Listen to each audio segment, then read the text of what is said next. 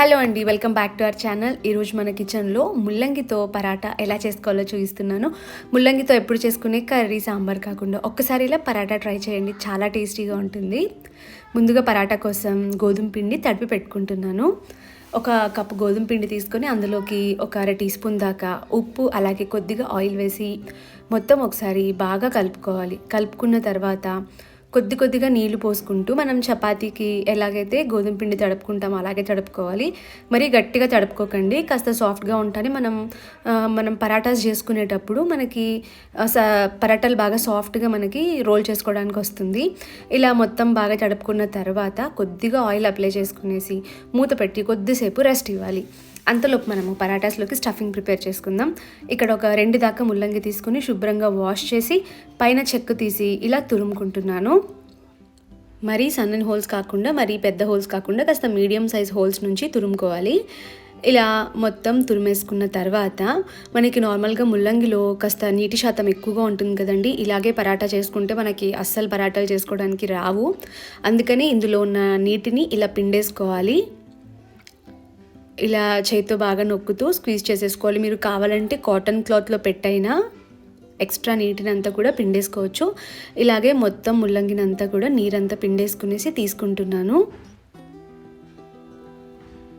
మీరు కావాలంటే ఈ మిగిలిపోయిన నీటిని గోధుమ పిండి తడుపుకోవడానికైనా తీసుకోవచ్చు, లేదంటే ఏదైనా కర్రీస్లో వాటిలో అయినా వేసుకోవచ్చు.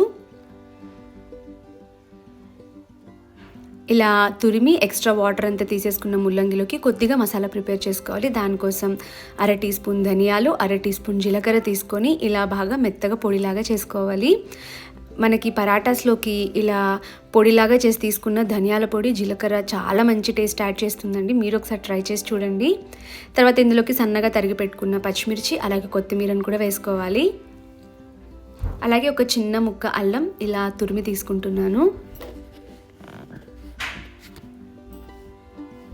అలాగే రుచికి సరిపడా ఉప్పు, అలాగే ఒక హాఫ్ టీ స్పూన్ దాకా కారం వేసుకుంటున్నాను. మనం పచ్చిమిర్చి కూడా వేసామండి, కానీ కొద్దిగా కలర్ కోసం అన్నట్టు కొద్దిగా కారం కూడా వేసాను. ఇప్పుడు మన స్టఫింగ్ అంతా బాగా కలిపేసుకునేసి ఇలా రెడీ చేసి పక్కన పెట్టుకోవాలి.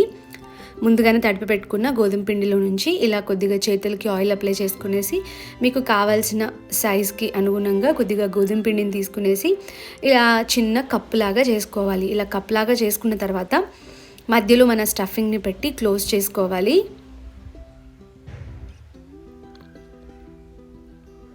స్టఫింగ్ మరీ తక్కువ కాకుండా మరీ ఎక్కువ కాకుండా ఒక 2 టీ స్పూన్లు పెట్టుకున్నారంటే సరిపోతుంది. మనకి బొబ్బట్లు చేసుకునేటప్పుడు ఎలా అయితే క్లోజ్ చేసుకుంటామో అలాగే క్లోజ్ చేసేసుకోవాలి. క్లోజ్ చేసేసుకున్న తర్వాత కొద్దిగా పొడిపిండి అనుకునేసి ఇప్పుడు వీటిని మనము మరీ ఎక్కువ బలం పెట్టకుండా కాస్త సాఫ్ట్గా వీటిని రోల్ చేసుకోవాలి. ముందుగా ఇలా చేతులతోటి కొద్దిగా పెద్దగా అనుకున్న తర్వాత ఇలా మనం కర్ర సహాయంతో ఇలా చపాతీలు చేసుకున్నట్టు చేసుకోవాలి. ఎక్కువ ప్రెషర్ అస్సలు పెట్టకండి, ఎందుకంటే వీటిలో కాస్త తేమ ఎక్కువ ఉంటుంది కాబట్టి పరాటాలు ఈజీగా బ్రేక్ అయిపోతాయి. ఒకవేళ మీకు పరాటాలు చేసుకోవడానికి రావట్లేదు, స్టఫింగ్లో ఇంకా వాటర్ ఎక్కువ ఉంది అనిపిస్తే మళ్ళీ ఒక్కసారి ఎక్స్ట్రా వాటర్ని అంతా పిండేసుకునేసి అప్పుడు స్టఫింగ్ని పెట్టుకోండి. చూసారు కదా, నాకు కూడా అక్కడక్కడ కొద్దిగా తేమగా అనిపిస్తుంది, అయినా పర్వాలేదండి. ఇప్పుడు ప్యాన్ బాగా వేడి చేసుకున్న తర్వాత పరాటాని వేసి ఒకవైపు కాస్త కాలనివ్వాలి. కాలిన తర్వాత ఇంకొక వైపు కూడా టర్న్ చేసుకునేసి ఇప్పుడే ఆయిల్ ఏం వేయకుండా కొద్దిసేపు కాలనివ్వాలి. కాలిన తర్వాత మళ్ళీ ఇప్పుడు టర్న్ చేసుకునేసి ఇప్పుడు కొద్దిగా ఆయిల్ కానీ నెయ్యి కానీ వేసి కాల్చుకోవాలి. పరాటాస్ మనము నెయ్యితో కాల్చుకున్నామంటే చాలా టేస్టీగా ఉంటాయి. ఇలా బాగా నొక్కుతూ ఎక్కడ మనకి పచ్చిగా లేకుండా బాగా లోపల వరకు కుక్ అయ్యేదాకా కాల్చుకోవాలి.